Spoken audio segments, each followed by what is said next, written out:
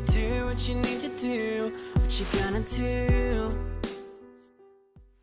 What is a Pap smear? A Pap smear is a test called Papa Nicolau, and it's used to screen women for cervical cancer.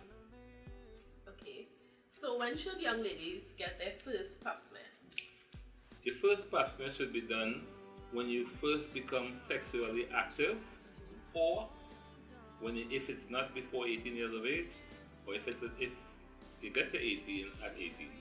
A Pap smear is a screening test for cancer. So essentially we do the Pap smear to screen to rule out cancers.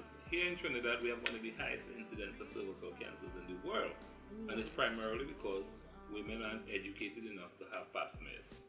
If you have a regular Pap smear, you will virtually eliminate the possibility of getting cervical cancer. Does the Pap smear test for anything besides cervical cancer? Well, what about STDs and stuff? Coincidentally, the primary purpose is to look and screen for cancers. However, certain STDs will be picked up on the Pap smear. For example, if you have chlamydia or trichomosis, they might see it on the Pap smear. How soon after testing do we get results? Depending on the lab you're working with, results can be as soon as the next day to a week. Alright, and how accurate is this test for cervical cancer? The accuracy of the test for cervical cancer, that's a difficult question. However, if you do have cervical cancer, the test should pick up abnormal cells suggestive of cervical cancer. And when we get the results back and it suggests that a woman may have cervical cancer, then it points us in another direction, so we can now go on and do what's called a colposcopy and a biopsy to verify whether there is cancer. Because certain diseases can mimic or cause changes in the cervix and on the Pap smear that may suggest cancer, and it might not be. How often should we get Pap smears done?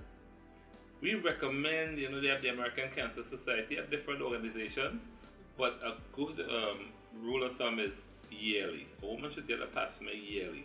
Some people will say if you had 3 Pap smears 3 years in a row and they were negative, then you could extend that period to maybe every 2 years or so.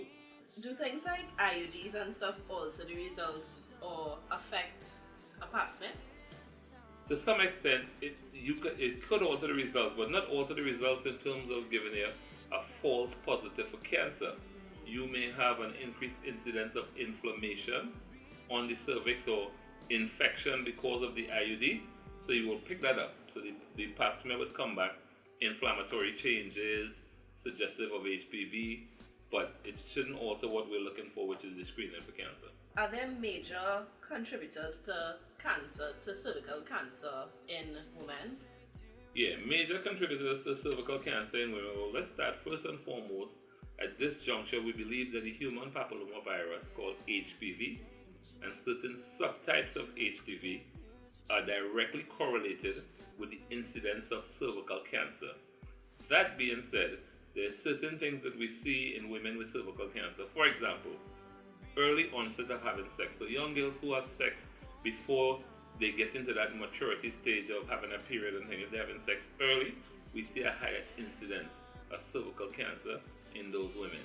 Women who have a high incidence of who change sexual partners, we see a higher incidence of cervical cancer. So, early onset of having sex, the human papillomavirus infection, these are the most common things that's associated with cervical cancer.